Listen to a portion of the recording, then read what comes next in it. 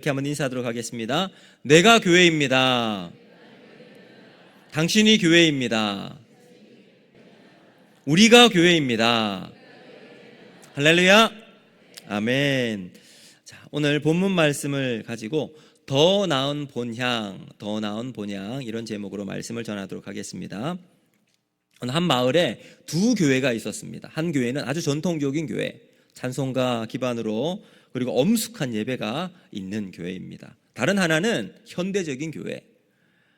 이곳은 아주 찬양도 밝고요, 사람도 밝은 분위기 속에서 예배를 드리는 교회였습니다. 근데 그 마을에 한 청년이 이사를 와서 예배를 드리기 위해서 교회를 두 군데를 다 가보았습니다. 전통적인 교회에서는 장엄한 찬송가가 주는 마음의 깊은 평안을 경험할 수 있었고요, 현대적인 교회를 가보니 생동감이 있고 활기찬 그 분위기가 마음에 들었습니다. 어느 날 이 젊은이는 이 두 교회 가운데 어느 교회를 가야 할까 고민을 하던 끝에 두 교회 목사님을 찾아가서 조언을 구합니다. 목사님, 어느 교회를 가면 좋을까요? 목사님 뭐라고 얘기했을까요? 우리 교회에 오세요 이랬을까요? 아니에요. 이 목사님 두 분 다 똑같은 이야기를 했답니다. 하나님께 예배를 드리는 것은 형식과 방식이 중요한 것이 아니라 마음이 중요합니다.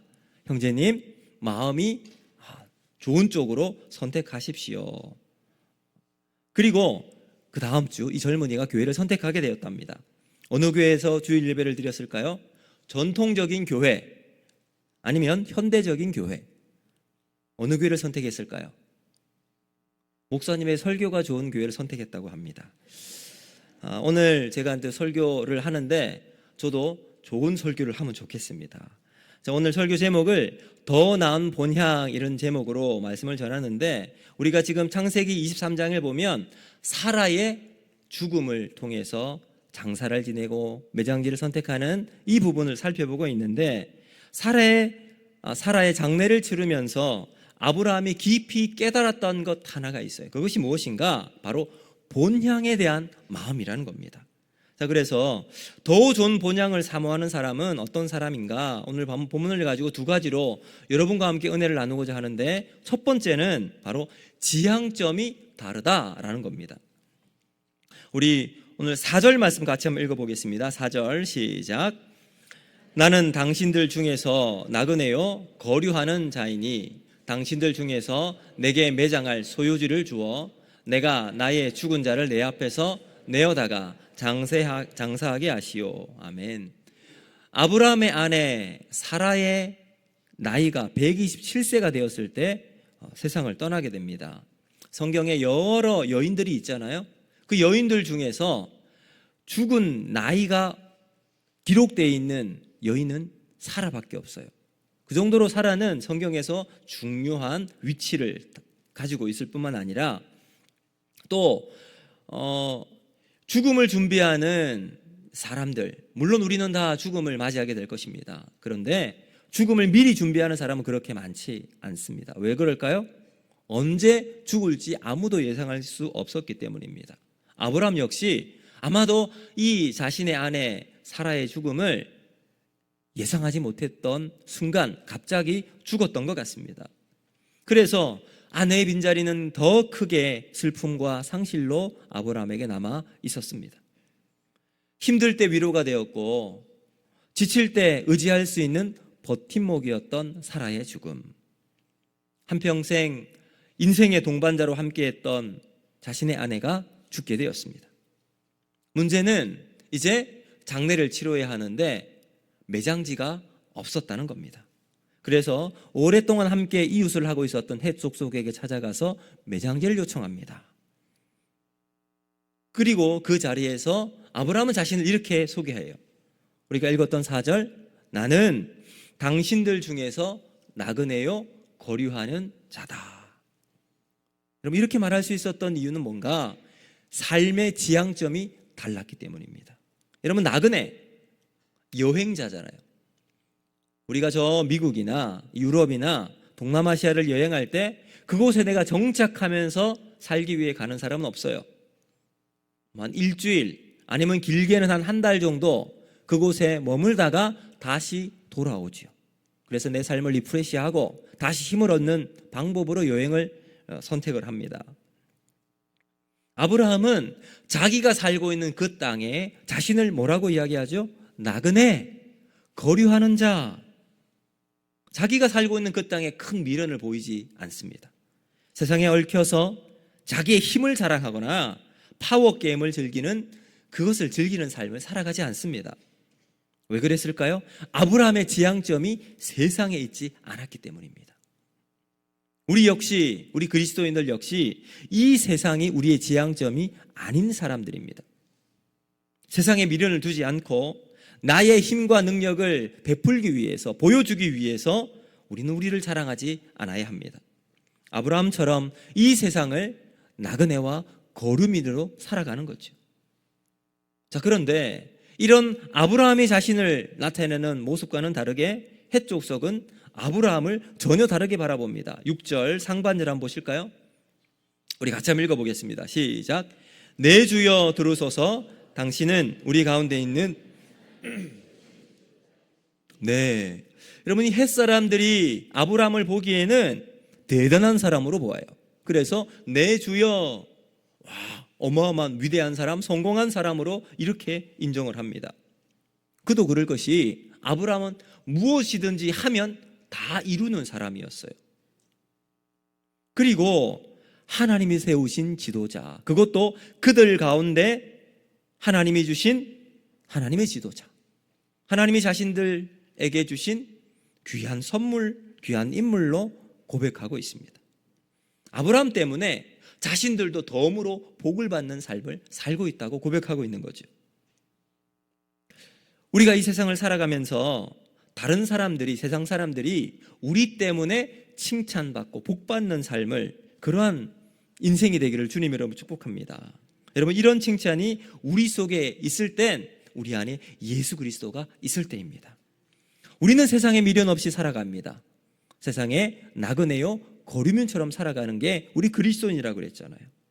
우리는 예수님 믿고 신앙생활 하는데 우리의 모습이 괜히 부러운 거예요. 왜냐? 우리는 언제나 온유한 마음으로 다른 사람을 품어주고 형통한 중에는 감사를 잊지 않고 때때로 만나는 어려움과 고난 속에서도 좌절하거나 낙심하지 않습니다.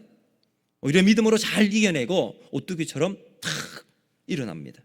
그리고 생글생글 웃으면서 사람들을 대하는 그 모습이 뭔가 다르다고 느껴지기 때문일 겁니다.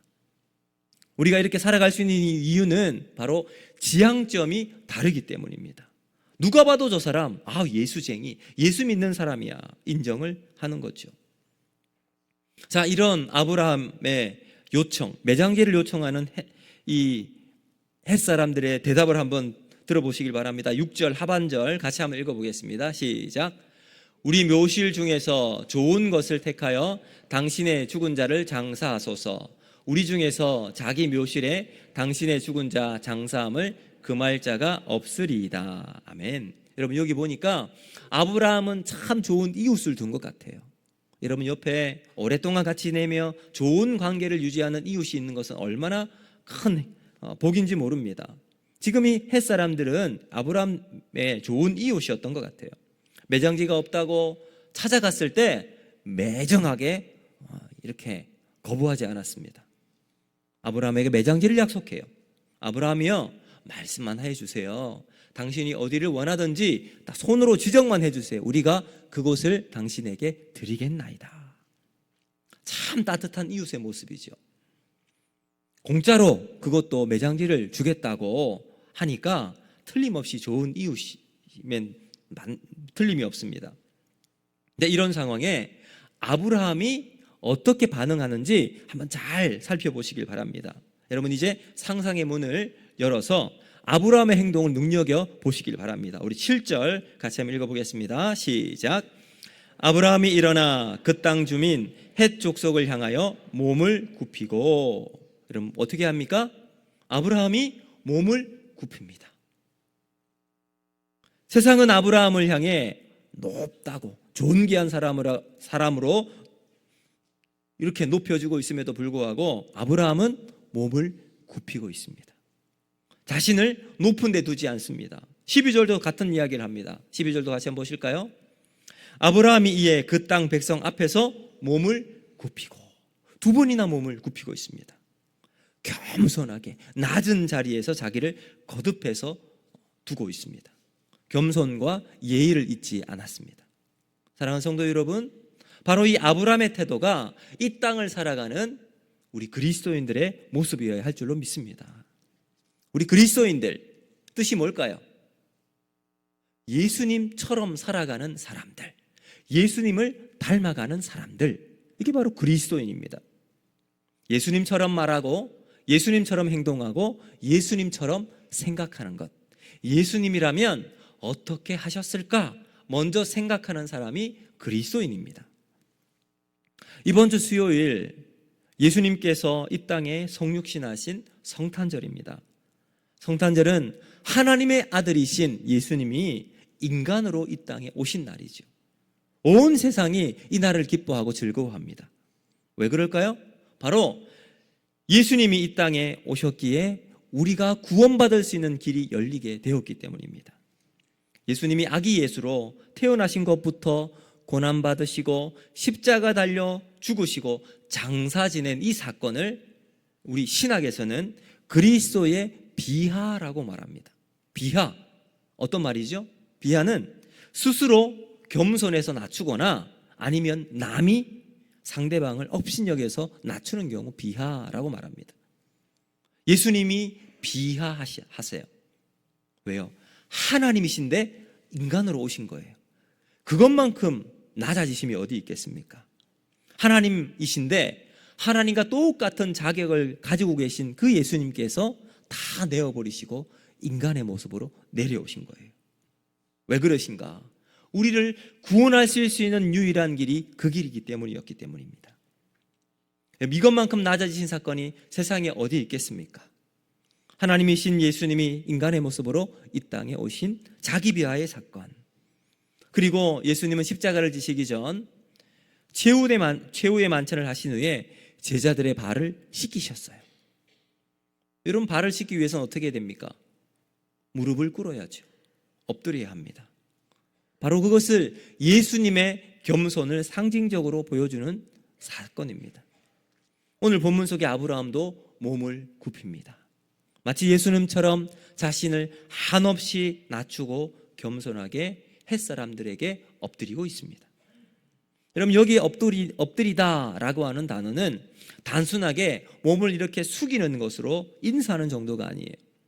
완전히 몸을 땅바닥에 엎드리는 샤카라고 하는 단어를 사용하고 있는데, 히브리어에 이 샤카가 사용될 때 하나님과 함께 사용이 되면 경배하다라는 의미가 됩니다. 그러니까 창세기 24장 26절을 한번 보시면 이렇게 이야기합니다. 이에 그 사람이 머리를 숙여 여호와께 경배하고, 여기 숙여라는 말이 샤카입니다. 여러분, 무슬림들이 기도하는 걸 여러분 한번 보셨을 겁니다. 한 하루에 5번 기도를 해요. 이제 우리 여기에도 주변에도 많은 외국 사람들이 오고 무슬림들이 오는데 기도 시간이 있다. 하루에 5번 기도를 해요. 일을 하다가도 그 시간이 되면 이제 씻어요. 발과 얼굴과 손을 물로 깨끗하게 씻어요. 그리고는 양탄자를 피고 방향을 맞게 그렇게 기도를 합니다. 근데 이 말을 땅에 대고 기도해요. 이때 엎드리다라고 하는 단어가 바로 샤카입니다. 그러니까 지금 아브라함은 이 햇사람을 마치 하나님을 대하듯이 아주 정중하고 예의 있는 모습으로 머리를 숙이고 있습니다. 이마가 땅에 닿을 만큼 깊은 감사를 표시하고 있는 거죠. 아브라함은 가나안 땅의 이방인이었지만 그의 명성은 이미 그 땅에 자자했을 정도로 모르는 사람이 없었습니다. 왜 그랬을까요? 하나님이 그와 언제나 함께 하셨기 때문이었습니다. 창세기 14장을 보면 메소포타미아의 연합군이 가나안을 공격을 했어요. 이 메소포타미아 연합군이 쳐들어왔을 때 가나안이 초토화가 되어버립니다. 그리고 재물들은 다 빼앗겨버리고 사람들은 포로로 끌려가게 되었어요. 그때 롯도 포로 가운데 끌려가게 됩니다. 이 소식을 아브라함이 듣고 집에서 길리운 318명을 데리고 그 엄청난 이 메소포타미아 연합군을 쫓아가요. 그리고 여러분 기적처럼 포로들을 구해오고 재물도 다 가지고 왔어요. 이건 뭐 엄청난 사건이죠. 그래서 아브라함이 만든 이 불가능을 이룬 기적의 승리를 그 가나안 사람들은 다 기억하고 있어요. 이 아브라함의 기적은 하나님이 그와 함께 하셨기에 만들 수 있었던 기적이었습니다. 그래서 이 헷 사람들은 아브라함을 가리켜서 당신은 우리 가운데 있는 하나님이 세우신 지도자라고 고백할 수 있었던 겁니다. 아브라함의 위상은 가나안 가운데 충분히 굳건히 세워져 있었습니다. 그럼에도 불구하고 아브라함은 겸손했어요. 엎드릴 수 있었습니다. 우리도 세상을 살아가면서 아브라함처럼 겸손히 살아가는 삶이 있어야 할 줄로 믿습니다. 하늘 영광 버리고 낮은 데로 임하신 예수님처럼 우리도 겸손하게 살아가야 합니다. 이 땅을 살아가는 동안 세상의 영광을 취하는 자가 아니라 세상에 빛을 비추기 위해 우리를 녹이는 삶이 있어야 합니다. 저와 같이 우리를 태워 세상을 밝히는 삶이 저와 여러분 가운데 있기를 주님의 이름으로 축복합니다. 여러분, 이것이 바로 겸손입니다. 마태복음 5장 13절은 이렇게 말씀합니다. 같이 한번 읽어보겠습니다. 시작. 너희는 세상의 소금이니 소금이 만일 그 맛을 잃으면 무엇으로 짜게 하리요? 후에는 아무 쓸데없어 다만 밖에 버리워 사람에게 밟힐 뿐이니라. 아멘. 사랑하는 성도 여러분, 이 땅의 지향점이, 여러분, 우리는 이 땅을 살아가면서 어디에 지향점을 두고 살아갑니까? 이 땅이 아니라 하나님을 향해 바라보는 삶을 살아가기를 바랍니다. 이 땅이 아닌 저 천국이 지향점이 있을 때 우리는 하나님이 기뻐하시는 삶을 살아갈 수 있게 됩니다. 자기를 높이는 삶이 아니라 남을 나보다 낫게 여기고 예수님의 본질 십자가를 따라 살아가며 낮아짐과 겸손함으로 살아가는 저와 여러분이 되기를 주님의 이름으로 축복합니다. 이번 한 주간 동안 여러분, 우리가 무엇으로 섬길지 한번 찾아보시기를 바랍니다. 남편은 아내를 사랑하고 아내는 남편을 존중히 여기고 직장에서는 내가 좀 손해를 본다 할지라도 겸손함으로 살아가는 저와 여러분이 되기를 주님의 이름으로 축복합니다. 또 두 번째, 더 좋은 본향을 사모하는 사람은 대가 지불을 아까워하지 않는다라는 겁니다. 자, 여러분, 앞서 제가 아브라함의 이웃 헷 사람은 좋은 사람이라 말씀을 드렸죠. 근데 알고 보니까 이 헷 사람은 그리 좋은 사람이 아니었어요. 왜 그런가? 헷 사람들이 이제 아브라함이 매장지를 구한다고 했을 때 그냥 둔다고 했잖아요. 아브라함이요, 당신이 원하는 것 우리가 그냥 주겠습니다 라고 했어요. 근데 아브라함은 그냥 받지 않고 대가를 지불하겠다고 해요. 우리 9절 말씀 같이 한번 볼까요? 시작. 그가 그의 반머리에 있는 그의 막벨라 굴을 내게 주도록 하되 충분한 대가를 받고 그 굴을 내게 주어 당신들 중에도 매장지가 되게 하기를 원하노라 하매. 아브라함은 에브론이 소유하고 있었던 막벨라 굴과 그 주변 밭을 달라고 요청을 하고 대가를 지불하겠다고 합니다. 그래서 이 대가를 얼마를 지불하느냐 하면 400세겔, 은 400세겔.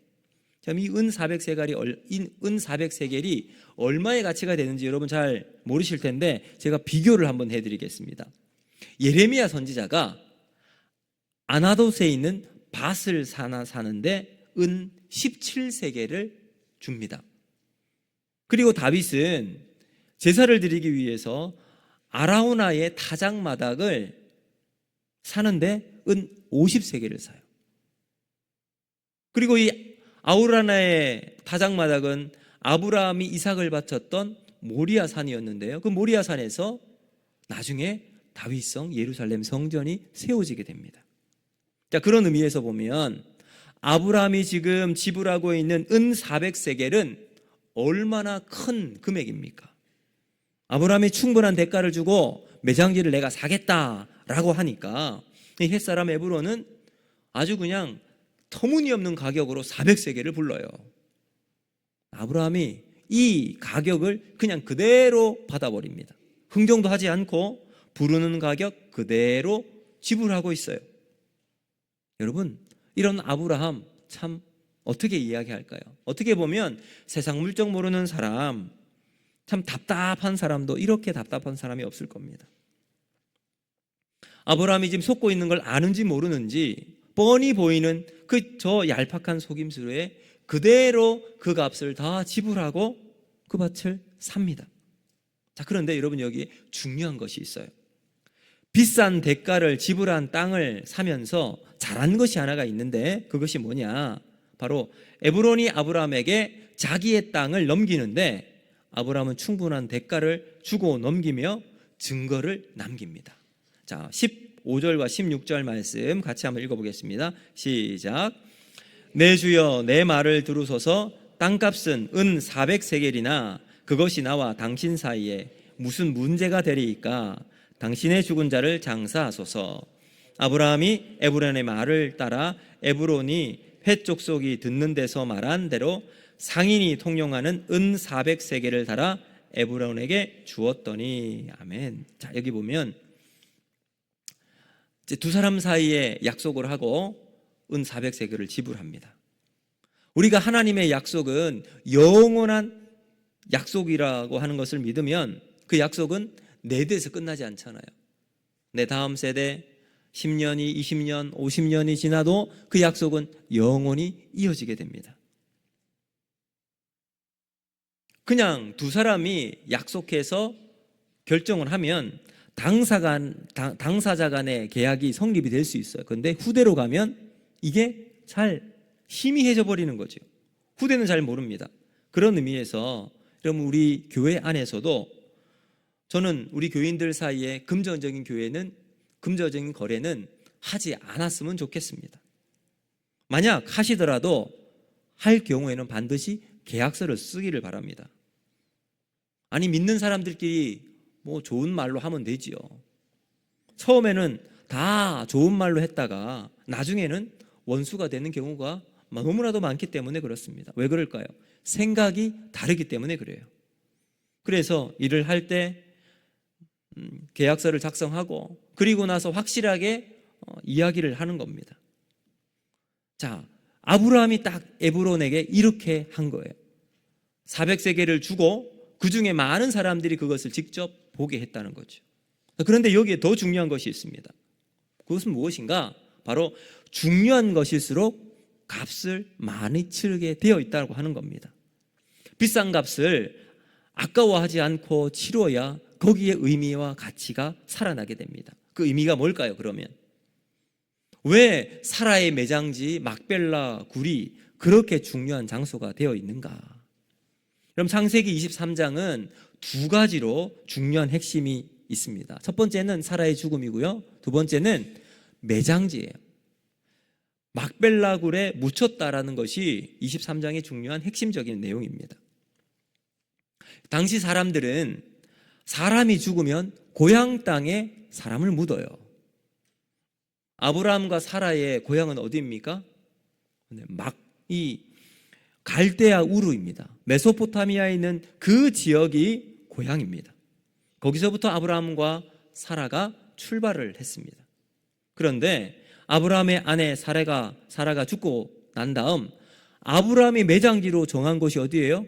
가나안 땅 막벨라 굴이었습니다. 아브라함의 조상들의 무덤은 고향 땅에 있어요. 저 갈대아 우르에 있습니다. 근데 아브라함은 사라가 죽었을 때 하나님이 자신을 불렀던 그 메소포타미아 갈대아 우르로 가지 않아요. 오히려 하나님이 약속하신 가나안 땅의 매장지를 마련합니다. 그리고 사라가 거기에 묻히고 자신도 주고 그곳에 매장지로 삼고 있습니다. 이삭도 그 후손들도 다 거기에 묻히는 매장지가 됩니다. 하란과 갈대아 우르로 돌아갈 고향이 아니라 지금 아브라함은 주님이 약속하신 가나안 땅을 자신의 고향으로 삼겠다라는 결단이죠. 여러분, 고향이 바뀌는 역사적인 순간입니다. 우연처럼 사라의 죽음으로 막벨라 굴을 엄청난 가격의 값으로 그곳을 사게 됩니다. 사기에 가까운 터무니없는 가격으로 그 땅을 샀어요. 그런데 아브라함은 아무런 말도 없이 그 값을 다 지불합니다. 이유가 뭘까요? 시세를 몰라서? 세상 물정 몰라서? 남들에게 금방 속아 넘어가 버리는 어리석은 사람이라서 그랬을까요?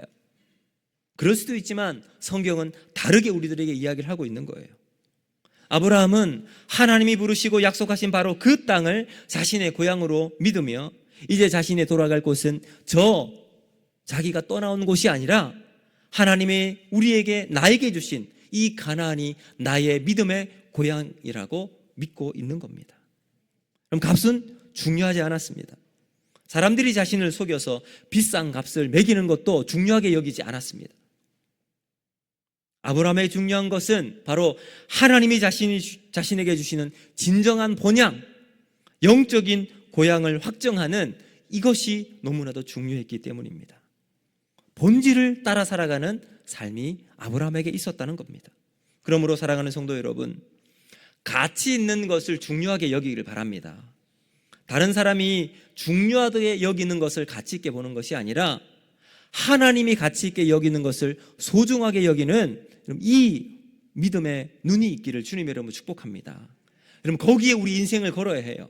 거기에 목숨을 거는 삶이 거룩한 삶인 줄로 믿습니다. 이것이 우리의 인생의 대가를 지불하는 겁니다. 마태복음 13장 44절은 이렇게 말씀하는데 우리 같이 한번 읽어보겠습니다. 시작. 천국은 마치 밭에 감추인 보화와 같으니 사람이 이를 발견한 후에 숨겨두고 기뻐하며 돌아가서 자기의 소유를 다 팔아 그 밭을 사느니라. 아멘. 가치 있는 사람은 자기의 모든 것을 다 팔아요. 그리고 그것을 샀다. 이렇게 고백하죠. 여러분, 우리는 무엇을 가치 있게 지불하고 있습니까? 돈입니까? 힘입니까? 권력입니까? 사람들입니까? 여러분, 영적인 본향을 우리의 가치를 두는 삶이 있기를 주님의 이름으로 축복합니다. 하나님이 주시는 복음 본질의 정수는 세상에 있지 않아요. 갈대 우르에 있지 않고 가나안에 있었습니다. 아브라함은 이 사라의 죽음을 보면서 이것을 깨달았습니다. 우리도 가치 있는 일에 우리의 마음과 시간과 돈을 드릴 수 있는 믿음이 있기를 주님의 이름으로 축복합니다. 여러분, 여기에 아낌없이 나의 온 힘을 다하기를 바랍니다. 아브라함은 여기에 대가를 지불했습니다. 그랬더니 세상을 두려워하지 않고 하나님 앞에 서는 믿음의 사람이 되었습니다. 아브라함의 중심은 본향에 있었어요. 더 나은 본향을 추구했던 아브라함의 인생, 히브리서 11장을 보면 이렇게 고백합니다. 히브리서 11장 13절과 16절 말씀 우리 같이 한번 읽어보겠습니다. 시작. 이 사람들은 다 믿음을 따라 죽었으며 약속을 받지 못하였으되 그것들을 멀리서 보고 환영하며 또 땅에서는 외국인과 나그네로 하였으니 그들은 이같이 말하는 것은 자기들이 본향을 찾는 자임을 나타냄이라. 그들이 나온 바 본향을 생각하였더라면 돌아갈 기회가 있었으려니와 그들이 이제는 더 나은 본향을 사모하니 곧 하늘에 있는 것이라. 이러므로 하나님이 그들의 하나님이라 일컬음을 받으심을 부끄러워하지 아니하시고 그들을 위하여 한 성을 예비하셨느니라. 아멘. 여러분, 여기 그렇게 말하죠. 믿음의 조상들이 쭉 삶을 살아갈 때 본향을 추구하면서 돌아갈 기회가 있었어요. 아브라함도 돌아갈 기회가 있었고 사라의 죽음을 두고 돌아갈 기회가 있었어요. 그러나 아브라함은 더 나은 본향을 사모해서 가나안의 매장지를 샀습니다. 우리도 우리의 고향이 아닌 더 나은 본향을 사모하는 삶을 살아가기를 바랍니다. 거기에 생명을 걸고 거기에 우리의 인생을 거는 삶이 되기를 바랍니다. 믿음의 승부는 여기에서 결판이 납니다. 저는 내년도 우리 교회 표를 말씀과 기도에 초점을 두고자 합니다. 본질을 추구하고 관심을 더 나은 본향을 두었던 아브라함처럼 우리 교회가 세워지고 쓰임 받는 교회가 되기를 원합니다. 이제 말씀을 마치도록 하겠습니다. 사랑하는 성도 여러분, 더 나은 본향을 사모하시길 바랍니다. 여러분, 더 나은 본향을 사모한 사람은 지향점이 달라요. 세상에 사람들이 요구하는 것 아니에요. 우리는 저 천국에 우리의 지향점이 있습니다. 그리고 그 지향점을 향하여 대가를 충분히 지불하는 거예요. 거기에 우리의 삶을, 인생을 거는 멋진 믿음의 삶을 살아가는 저와 여러분이 되기를 주님으로 축복합니다. 여러분, 이 말씀을 기억하면서 이 시간 우리 같이 찬양하기를 원하는데요.